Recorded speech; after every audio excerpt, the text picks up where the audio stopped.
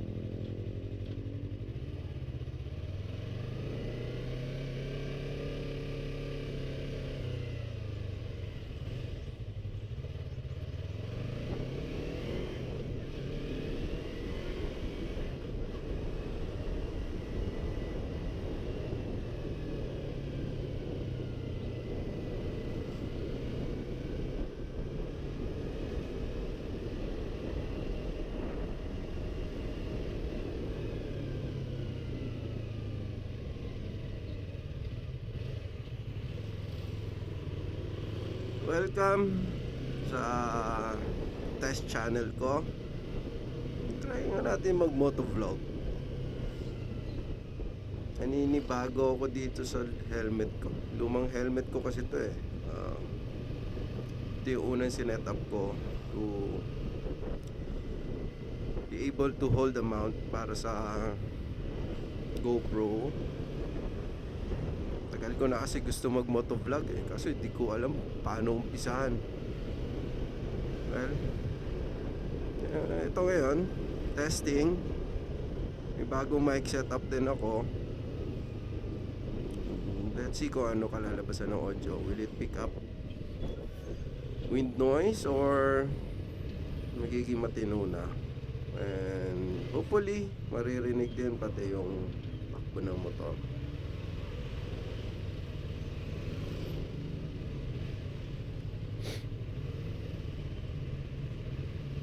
Patingin si kuya, you like my bike?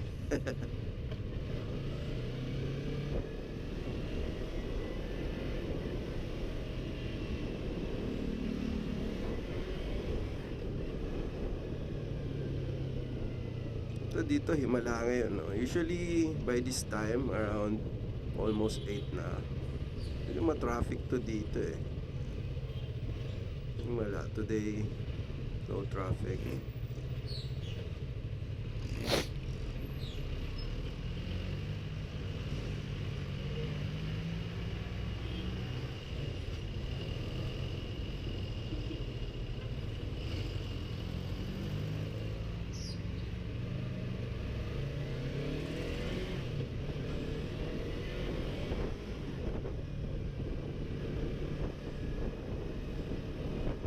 Mamadali yung jeep. Siguro hinahabol na biyahe o natatain na to. Usually jeepney sobrang bagal. Tigil dito, tigil dyan, tigil doon. Very seldom ka makakita ng ganyan, nagmamadali. Nawala naman lamang pasero. Usually mabilis yung jeep pag puno na sila. Pag ganyan, konti pa lang, they don't usually speed up.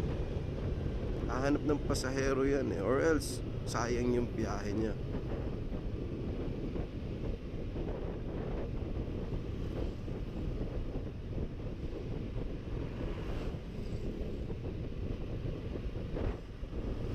O pala yung buhay na tubig na kalye.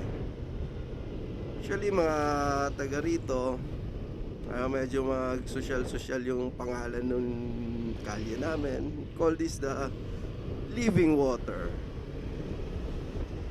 And actually, nagda-drive na ako dito for the past 10 years plus. And hindi ko talaga alam yung yung reason bakit buhay na tubig ang tawag dito. Well, maybe it's about time na magtanong-tanong na rin ako. And pag nalaman ko yung reason, I'll share it with you guys para may idea rin kayo bakit naging buhay na tubig to. By the way, this is located in Imus, the city of Cavite. Ay hindi, city of Bacoor pala. sakop siya ng province of Cavite. So when you say na city of Cavite, no, malayo yon. We have the Cavite City. Medyo ano yon, west side ng Cavite. This one, yung Imus, medyo central to eh. Mali na naman ako. Well, actually not that central kasi ito yung next bayan na pinakamalapit sa Manila. The first one is Bacoor, next is Cavite. So, yun.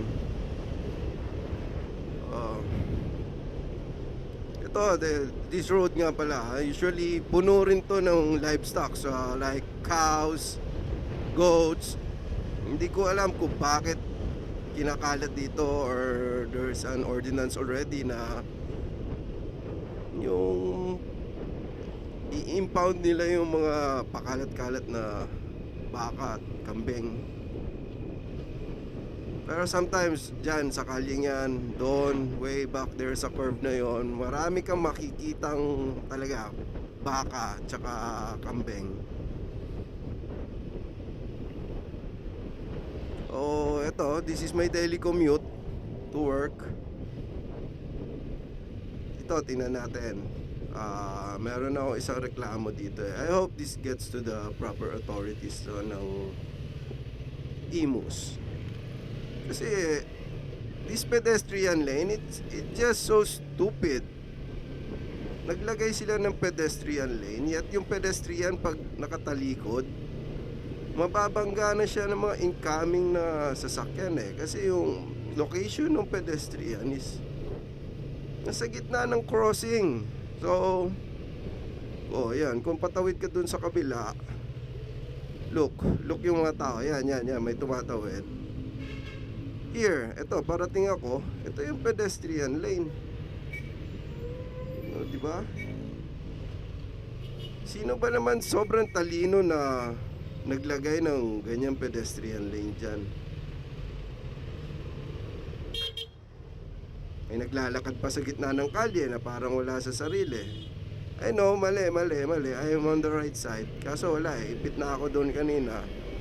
Usually yan, bus stop, jeepney stop, nandiyan yan sila lahat eh. So, yun, hanggang dito na lang po ako. See ya, ciao!